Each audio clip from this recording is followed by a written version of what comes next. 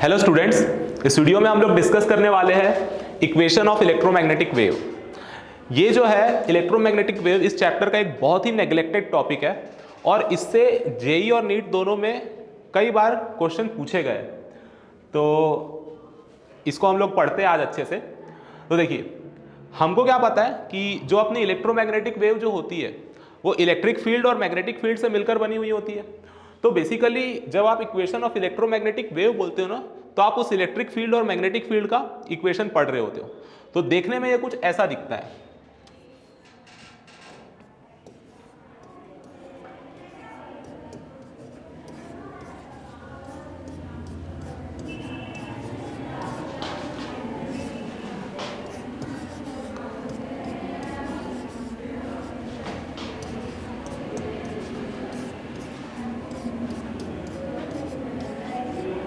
हाँ, तो देखिए, इक्वेशन ऑफ इलेक्ट्रोमैग्नेटिक वेव देखने में कुछ ऐसा दिखता है। ये अपना इलेक्ट्रिक फील्ड का इक्वेशन होता है, इसको ई से डिनोट किया जाता है। और ये जो होता है सिमिलरली अपना मैग्नेटिक फील्ड का इक्वेशन होता है, उसको अपन बी से डिनोट करते हैं। ठीक है, क्वेश्चन पेपर में जब वो क्वेश्चन पूछेगा दोनों में से कोई एक ही देगा वो। अब ये जो इक्वेशन दिया हुआ है ना, ये इक्वेशन तो एक ही है, लेकिन इससे 10 टाइप का डाटा वो पूछ सकता है। तो 10 टाइप का डाटा मैं आपको इसी वीडियो में एक्सप्लेन करूंगा, तो साथ में बने रहिएगा। तो देखिए ना, चलो मैं इस वाले को लेके डील कर रहा हूँ, ई वाले को लेके देखते हैं। ठीक है, तो देखिए इससे अपन लोग क्या क्या डेटा निकाल सकते हैं। नंबर 1, सबसे पहले तो ये इक्वेशन अपने को किसका, इलेक्ट्रिक फील्ड का दिया हुआ है। तो यहां से ना ये जो सामने लिखे रहता है ना, ये जो ई नॉट लिखा है, साइन को छोड़ के यहाँ पे एक नंबर लिखा होगा, तो वो जो ई नॉट होता है ना, वो आपकी होती है पीक वैल्यू। क्या होती है? Peak value. इसी को आप बोल सकते हो एम्पलीट्यूड भी बोला जाता है। तो पीक वैल्यू और एम्पलीट्यूड, यहां पर ये जो ई नॉट होती है वो पीक वैल्यू या एम्पलीट्यूड शो करती है। किसकी पीक वैल्यू? तो अगर इलेक्ट्रिक फील्ड का इक्वेशन दिया है तो इलेक्ट्रिक फील्ड की पीक वैल्यू, मैग्नेटिक फील्ड का दिया है तो मैग्नेटिक फील्ड की पीक वैल्यू, ये ई नॉट शो करता है। ओके, ये तो पहली चीज। अब अगर आपको पीक वैल्यू पता है तो उससे आप एक और डेटा निकाल सकते हो, जिसको हम लोग बोलते हैं ERMS, root mean square value. तो ERMS का फॉर्मूला बच्चों अपन लोग जानते हैं, जो कि होता है E0/√2। तो यहां से ये दो चीज हो गई।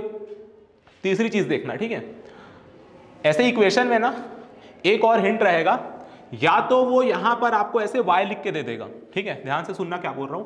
या तो यहां पर वो आपको ऐसे y लिख करके दे देगा, या फिर वो क्या कर सकता है, यहां पर ऐसे j कैप लिख कर दे दे।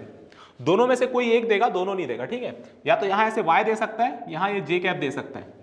तो ये जो y है, यहां पर ये जो y लिखा हुआ है ना, वो आपको शो करता है डायरेक्शन ऑफ इलेक्ट्रिक फील्ड। ये जो वेक्टर ई है वो इलेक्ट्रिक फील्ड को शो कर रहा है। तो यहां पर ये जो y लिखे रहता है ना बच्चों, वो अपने को डायरेक्शन ऑफ इलेक्ट्रिक फील्ड देता है। सिमिलरली यहां y ना देकर वो यहां पर वो j कैप दे सकता है, उसका भी सेम मतलब होता है कि वो डायरेक्शन ऑफ इलेक्ट्रिक फील्ड को शो कर रहा है। और इसको आप साइड बाय साइड इसके साथ रिलेट करते हुए चलिए, सेम टू सेम रहता है, बस इलेक्ट्रिक मैग्नेटिक का फर्क आता है।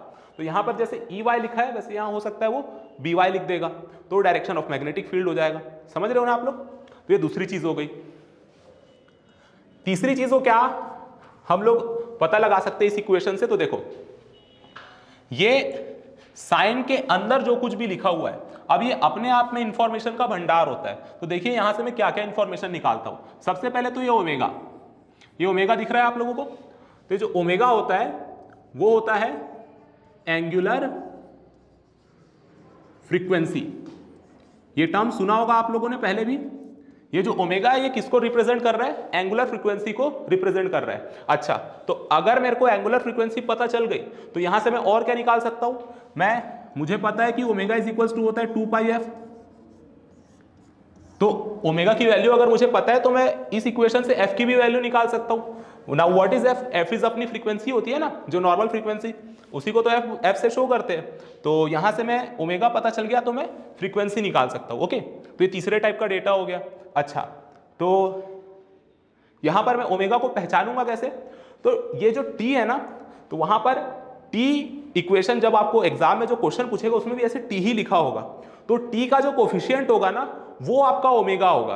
अब यहाँ पर ये समझने वाली बात है, ओके, कोई कॉन्सेप्ट नहीं लग रहा है यहाँ पर, ये पूरा का पूरा डेटा है जो आपको ध्यान में रखना है, टर्म्स की मीनिंग ध्यान में रखनी है, आराम से सवाल बन जाएगा। तो मैं क्या बोल रहा हूँ कि ये जो टी है, एग्जाम में जो इक्वेशन दिया होगा, टी का जो कोफिशिएंट होगा ना वो अपना ओमेगा होगा, ओके, वहां पे वो ओमेगा लिख के नहीं देगा, वहां पे कुछ नंबर लिखा होगा, तो अपने को समझना है कि वो ओमेगा की वैल्यू है, ठीक। चौथा, इसमें से अपने को पता चलता है एक नया टर्म आता है यहाँ पे, समथिंग कॉल्ड वेव नंबर। तो ये जो के होता है ना बच्चों, के, ये अपना होता है वेव नंबर, ओके। तो इसको ऐसी, इस टर्म का नाम है वेव नंबर। तो वेव नंबर को मैं कैसे पहचानूंगा, ये जो x का जो कोफिशिएंट है, ओके, तो उस x के कोफिशिएंट को मैं क्या बोलता हूं, वेव नंबर। अच्छा, तो जैसे omega is equals to 2πf होता है ना, ठीक उसी तरीके से मेरा k इज इक्वल्स टू होता है 2π/λ। तो यहां पर ये जो लैम्डा लिखा हुआ है ना, वो अपना जाना पहचाना वेवलेंथ, ये लैम्डा वेवलेंथ को रिप्रेजेंट करता है। तो देखो अब यहां से मेरे को क्या क्या पता चल गया, इक्वेशन अगर मुझे दिया हुआ है तो मैं ओमेगा को पहचान सकता हूं। कैसे पहचानूंगा ओमेगा को, जो कुछ भी टी का कोफिशिएंट होगा वही ओमेगा होगा। तो ओमेगा अगर मुझे पता चल गया तो मैं वहां से फ्रीक्वेंसी निकाल सकता हूं, ठीक। और क्या हो सकता है कि यहां पर जो x का कोफिशिएंट है, जो x का कोफिशिएंट है वो मेरा k है, और k ने मैंने अभी बताया कि वो वेव नंबर होता है। तो यहां से मैं क्या निकाल सकता हूं, k इज इक्वल्स टू 2π/λ करके उसकी वेवलेंथ निकाल सकता हूं, ठीक। तो ये चौथी चीज हो गई। और क्या मैं पता लगा सकता हूं, पांचवी चीज, एक टर्म आता है something called wave velocity. Wave velocity करके एक टर्म रहता है, तो इसको मैं v से रिप्रेजेंट कर देता हूं, और ये आपका होता है ओमेगा/k। ओमेगा और k को पहचानना अभी मैंने आपको बताया। तो पांचवी चीज वेव वेलोसिटी, जिसको आप लिख सकते हो ओमेगा/k, ओके। छठी चीज, इस इक्वेशन में देखना ना, यहां पर अंदर में आपको एक वेरिएबल जरूर मिलेगा, जैसे जो t है ना, यहां पे जैसे और एक और वेरिएबल लिखा हुआ है x, तो यहां तो हो तो या तो हो सकता है कि वहां x हो, या हो सकता है y हो, z हो, कुछ भी हो सकता है, तीनों में से कुछ भी हो सकता है, ओके। तो ये x, y या z जो है वो अपने को बताता है वेव की डायरेक्शन। क्या बताता है, वेव की डायरेक्शन। देखो ये जो y था ये एक अलग कहानी है, ये y यहां पर अलग से लिखा हुआ था, वो y अपने को बता रहा था डायरेक्शन ऑफ इलेक्ट्रिक फील्ड बता रहा था। लेकिन ये अंदर की तरफ, साइन के अंदर का जो मटेरियल है, वहां पर जो x, y या z लिखा हुआ है ना, वो अपने को बताता है, लिख देता हूं मैं यहां पर, direction of wave, direction of wave बताता है, ठीक है। कौन बताता है डायरेक्शन ऑफ वेव, ये जो साइन के अंदर जो लिखा हुआ है, x, y या z कुछ भी दे सकता है, ठीक है। तो यहां पर अभी तो मुझे x दिख रहा है, so for this wave direction of wave मेरी क्या हो जाएगी, x। अच्छा, और थोड़ा सा सोचना, x में भी दो पॉसिबिलिटी बनती है, प्लस x भी हो सकता है, माइनस x भी हो सकता है।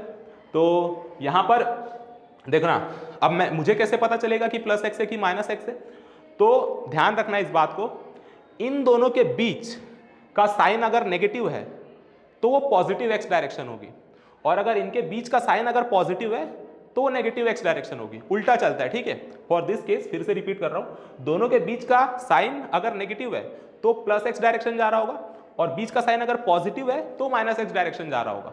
तो बच्चों अभी इस केस के लिए तो मुझे दिख रहा है कि बीच में माइनस है, तो मेरा वेव का डायरेक्शन हो जाएगा प्लस x हो जाएगा, ठीक।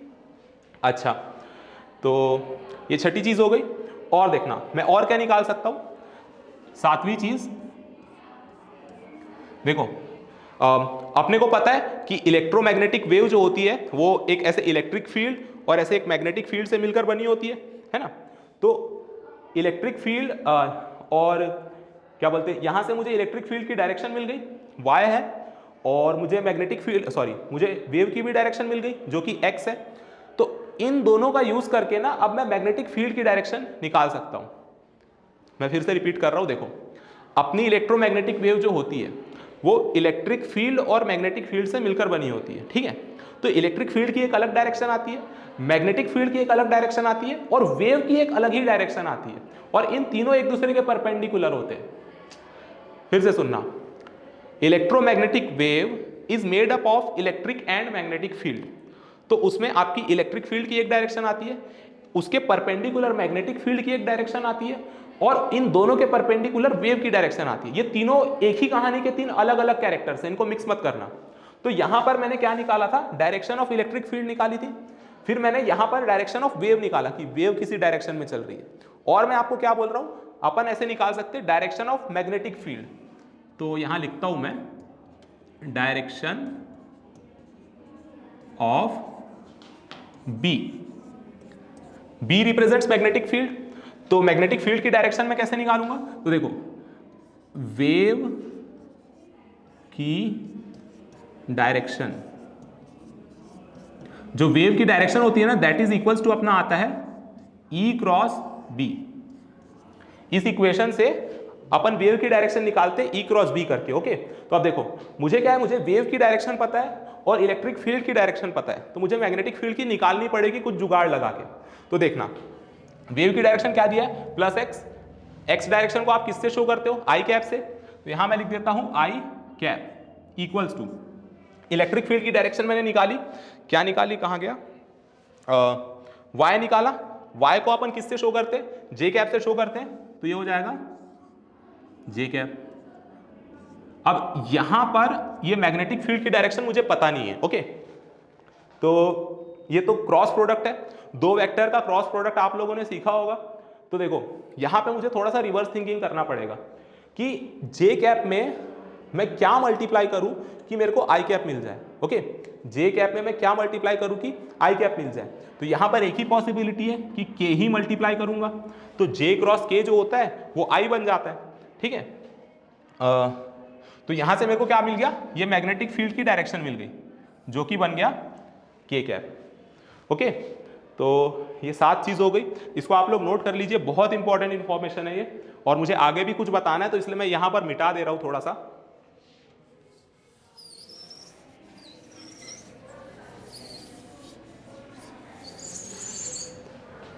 हाँ, 7 हो गया। अब नंबर 8, ऐसा इक्वेशन मुझे दिया हुआ है, तो यहां से मुझे इलेक्ट्रिक फील्ड का तो मैग्नीट्यूड मिल जाएगा। कैसे मिलेगा भाई, भगवान ने आके दिए, मैं देख के बता सकता हूं, साइन के सामने जो कुछ भी नंबर लिखा होगा वही अपना इलेक्ट्रिक फील्ड का मैग्नीट्यूड होगा। होगा कि नहीं होगा, तो इलेक्ट्रिक फील्ड का मैग्नीट्यूड मिल गया, पर उस सामने वाला उतने में संतोष नहीं होगा, उसको वो क्या बोलेगा कि इक्वेशन आपको इलेक्ट्रिक फील्ड का देगा और बोलेगा तुम मैग्नेटिक फील्ड का मैग्नीट्यूड निकाल के बताओ। ऐसा सवाल वो पूछ सकता है, तो उसमें अपने को चतुराई दिखानी है। यहां पर एक और इक्वेशन काम में आता है, C is equals to E by B, या फिर मोर प्रिसाइजली ऐसे लिख सकते हो E not by B not. ये एक इक्वेशन होता है जहां पर C जो है that is speed of light in free space. यहां पर जो C जो है that is speed of light in free space. Okay, तो इस इक्वेशन में C तो एक यूनिवर्सल कांस्टेंट होता है जिसकी वैल्यू 3 × 10⁸ मीटर पर सेकेंड, तो C तो अपने को पता है। E नॉट आपको इक्वेशन से देख के समझ आ जाएगा, तो यहां से आप निकाल सकते हो B नॉट। ठीक, तो ये एक इंफॉर्मेशन हो गई। और इस इक्वेशन से वो क्या पूछ सकता है, हाँ इसको भी आप जान लो, इसको मैं ऐसे भी लिख सकता हूं, E not by B not को ऐसे भी लिख सकता हूं, ERMS बाय BRMS। तो अगर RMS वैल्यू पूछ रहा है वो, तो यहां से आप वो भी निकाल सकते हो। ठीक है, तो ये सारी चीजें थी जो इस एक इक्वेशन से वो पूछी जा सकती है, और वो कुछ भी पूछ सकता है इनमें से। और अच्छा, एक और फाइनल चीज मैं आपको बता देता हूं। देखो जैसे एक और टाइप का क्वेश्चन बन सकता है, थोड़ा सा एक एडवांस हो जाएगा, वो ना आपको इलेक्ट्रिक फील्ड का इक्वेशन वो दे देगा, इस तरीके से कुछ इलेक्ट्रिक फील्ड का इक्वेशन दे देगा, और वो आपको पूछेगा कि भाई तुम मेरे को मैग्नेटिक फील्ड का इक्वेशन निकाल के बताओ, ऐसा वो क्वेश्चन में बोलेगा। ठीक है, तो ऐसे में जो इक्वेशन ऑफ मैग्नेटिक फील्ड क्या होगा वो पूछ सकता है, इलेक्ट्रिक फील्ड का देके मैग्नेटिक फील्ड का पूछ सकता है। तो ऐसे में अपने को क्या करना है, तो ध्यान से सुनना। देखो सबसे पहले आप निकालोगे बी नॉट की वैल्यू, क्या बोला मैं, सबसे पहले आप निकालोगे बी नॉट की वैल्यू।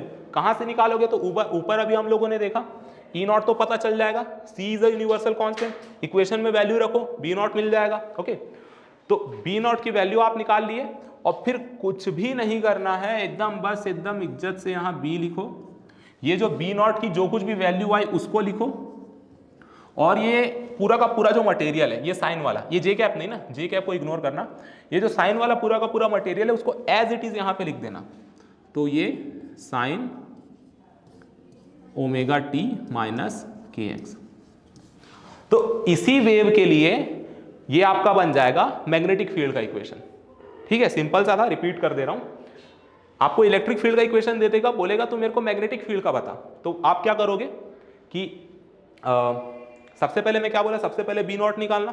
कहां से निकालोगे, तो यहां से निकालोगे, फिर उस बी नॉट को ऐसे यहां रख देना, बी नॉट की जगह ये रखना, और ये साइन का पूरा वैसे ही रख देना। ठीक है, और प्लस एक और चीज, वो अगर इसकी डायरेक्शन पूछे तो यहां से निकालोगे आप, डायरेक्शन ऑफ मैग्नेटिक फील्ड से। ओके, तो ये था पूरा का पूरा इक्वेशन ऑफ इलेक्ट्रोमैग्नेटिक वेव। इसमें मैंने सब कुछ कवर किया है जो जो पूछा जा सकता है। ओके, और एक दो चीज ऐसी छोटी मोटी चीजें बता देता हूं, जैसे साइन दिया हुआ है ना, साइन की जगह वो कॉस भी दे सकता है, तो इससे अपने को डरने की जरूरत नहीं है। एज इट इज जितना प्रोसेस है सब कुछ वैसा का वैसा रहेगा, कुछ भी चेंज करने की जरूरत नहीं है। ओके, तो ऐसा था। अब इसके ऊपर अपन लोग एक छोटा सा प्रॉब्लम सॉल्व कर लेते हैं। देखिए, इस तरीके से अपने को कुछ इलेक्ट्रोमैग्नेटिक वेव का इक्वेशन दिया हुआ है, और मैं ही आपसे सवाल पूछ रहा हूं, चलो इस इक्वेशन से तुम मुझे जितना डेटा निकाल के बता सकते हो निकाल के बताओ। ओके, तो पॉज करके इसको सॉल्व करने का ट्राई करना, मैं सॉल्यूशन बता रहा हूं। तो देखो, पहली चीज मेरे को साफ साफ दिख रहा है कि यहां पर जो ई नॉट है उसकी वैल्यू है 20, तो ई नॉट पता चल गया, तो मैं निकाल सकता हूं ई आर एम एस।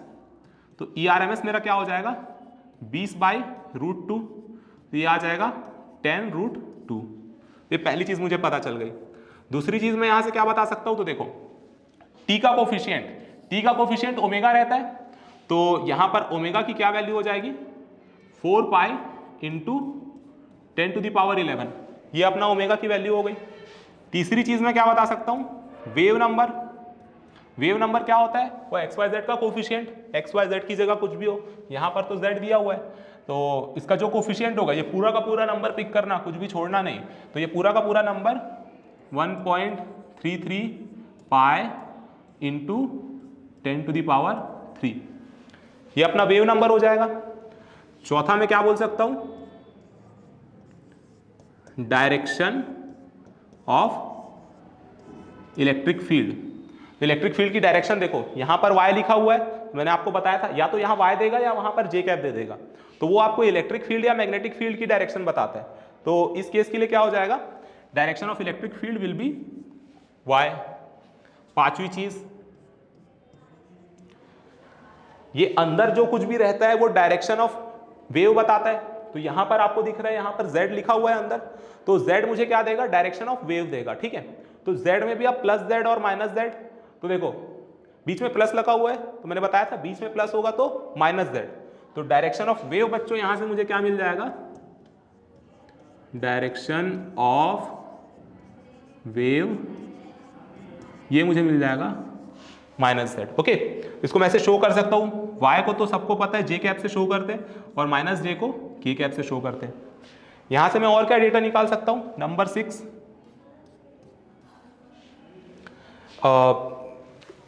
ई और वेव का मतलब इलेक्ट्रिक फील्ड और वेव का डायरेक्शन पता चल गया, मैग्नेटिक फील्ड का निकाल लेता हूं। तो अपने को पता है जो वेव की जो डायरेक्शन होती है वो बच्चों यहां से आती है, E क्रॉस B से आती है, यहीं से आती है ना, E क्रॉस B से अपन लोग वेव की डायरेक्शन निकालते हैं। तो वेव का डायरेक्शन मैंने क्या निकाला है, -k कैप, और इलेक्ट्रिक फील्ड की डायरेक्शन है j कैप क्रॉस। अब यहां पर मैं क्या क्रॉस करूं कि मेरे को यहां पर -k कैप मिले, तो क्रॉस प्रोडक्ट से पता है I क्रॉस j करो तो k आता है, और j क्रॉस I मतलब उल्टा करो तो -k आता है, तो यहां पर मैं सीधा सीधा लिख दूंगा I कैप, तो मेरे को मैग्नेटिक फील्ड की डायरेक्शन भी मिल गई I कैप। ओके, अच्छा ये ओमेगा दिया है ना, इसको इक्वल्स टू 2πf करके अपन फ्रीक्वेंसी निकाल सकते हैं। सिमिलरली इसको मैं 2π/λ के इक्वल करके वेवलेंथ निकाल सकता हूं, दोनों को डिवाइड करके वेव की वेलोसिटी निकाली जा सकती है। और कुछ बचा क्या? ठीक उसी तरीके से मैग्नेटिक फील्ड का इक्वेशन भी बताया जा सकता है। ओके, तो बाकी का आप लोग कर लेना। तो इस वीडियो के लिए इतना ही। Thank you.